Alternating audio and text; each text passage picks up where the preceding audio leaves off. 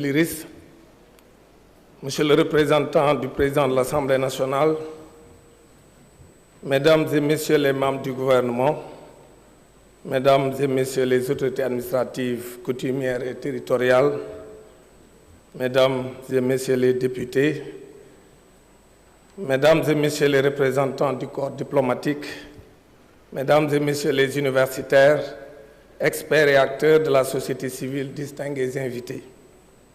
C'est avec un énorme plaisir que je prends la parole à l'occasion de cette conférence de Dakar sur l'autonomie et le patriotisme, privilège partagé avec toute l'équipe du comité de pilotage composé de l'infatigable Ousmane Diop derrière moi, M.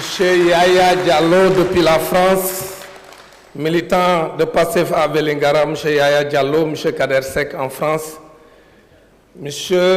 Ababakar Djamil Sané qui a géré les finances, M. Seydina Oumar Touré, Mme Khadija, M. Abdoulaye Koundoul et M. Momar Diop. Voilà le Dream Team qui a réussi cette journée d'aujourd'hui, cette conférence. Mais n'eût été l'apport considérable de Dakar, de la LONASE, du port autonome de Dakar et de Dakar Demdik, cette conférence n'aurait pas été. C'est à l'occasion d'une audience que M. Pascal Boniface m'a accordée dans son institut à Paris en 2024, en présence de M. Yaya Diallo, que l'idée de tenir cette conférence de Dakar est née. Il magnifiait durant l'audience votre engagement patriotique et défendait de façon péremptoire le rôle stratégique que vous jouez dans l'essor du continent africain. Nous avons choisi de la tenir en ce moment précis, où les équilibres traditionnels se recomposent, les centres de puissance se diversifient et les lignes de force du système mondial se redessinent sous nos yeux, les guerres se multiplient et les peuples sont tenaillés par une angoisse existentielle. Dans ce contexte, la capacité des nations à comprendre ces transformations, à les anticiper et à s'y inscrire avec lucidité doivent devenir un facteur déterminant de leur souveraineté. Beaucoup d'Africains estiment aujourd'hui que depuis les indépendances politiques, nous n'avons pas su changer de cap et aller vers une véritable autonomie économique, monétaire ou stratégique. La souveraineté revient donc au cœur du débat depuis un certain temps comme une exigence de maîtrise. Maîtrise des ressources, des politiques publiques, des choix économiques et du destin collectif. Parallèlement, le panafricanisme retrouve une dimension nouvelle. Il ne s'agit plus seulement d'un idéal historique ou d'un héritage militant, mais d'une nécessité géopolitique. Dans un monde structuré par des blocs puissants et des intérêts consolidés, aucun pays africain ne peut peser seul de manière durable. L'unité à tout le monde devient une condition sine qua non de puissance. Cependant, il faut dépasser le registre du discours. La souveraineté collective, sans institutions solides, sans maîtrise technologique, le défi aujourd'hui est de transformer ces aspirations en politique. M. Pascal Boniface, éminent politologue, universitaire, dont les travaux ont profondément marqué la réflexion sur les relations internationales, donne à cette rencontre une portée particulière. Elle symbolise la rencontre entre une pensée géopolitique reconnue et une ambition africaine en pleine affirmation.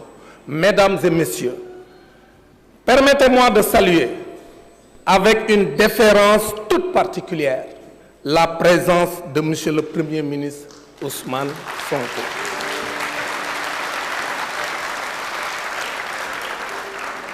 Tourner vers l'avenir donne à cette conférence une stratégique majeure et c'est certainement la raison pour laquelle M. Pascal Boniface l'a magnifié et l'a mis parmi les 20 maîtres du monde qui influencent la marche du monde. Ousmane Sonko. ministre, ce qui nous réunit cet après-midi n'est pas...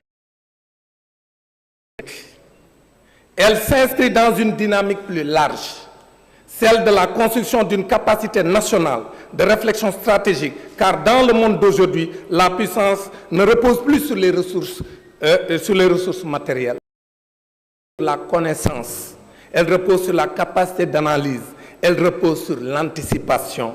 Le Sénégal, fort de sa stabilité institutionnelle, de son capital humain et de sa tradition diplomatique, dispose des atouts nécessaires pour jouer un rôle de premier plan dans cette nouvelle configuration internationale. Mais ces atouts doivent être structurés, consolidés et orientés par une vision claire. Monsieur le Premier ministre, le comité de pilotage que j'ai l'honneur de coordonner prend l'engagement d'inviter de grandes sommités au Sénégal afin de créer un espace de dialogue entre décideurs, chercheurs et acteurs de la société civile.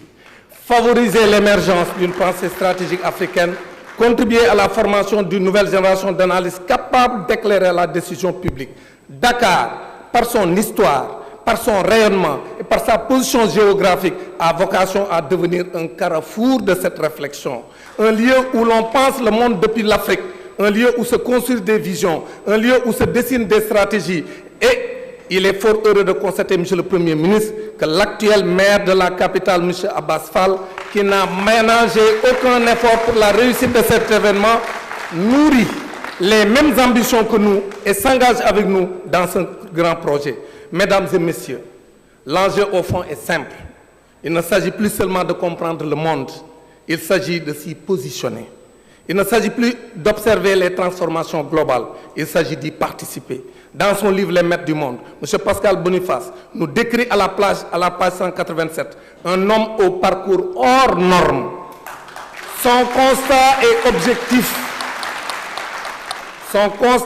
objectif car M. Ousmane Sonko, gardien de la Révolution, est un personnage hors norme.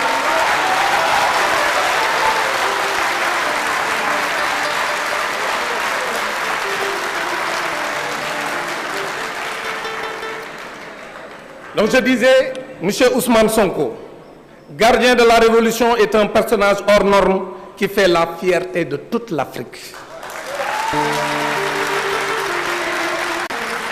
Pour terminer, je lui dirai tout simplement, Monsieur le Premier ministre, que le tandem que vous constituez, vous et le président Bassirou Diomaye Diakhar Faye, vous cristallisez beaucoup d'espoir.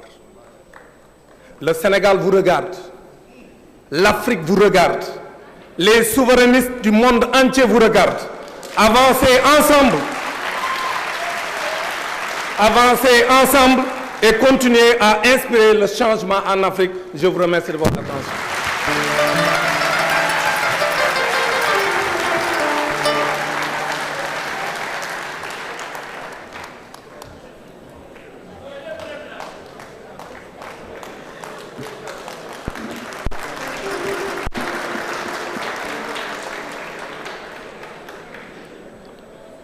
Monsieur le directeur d'âme, vous avez un peu marché sur la langue du professeur Massamba Fall.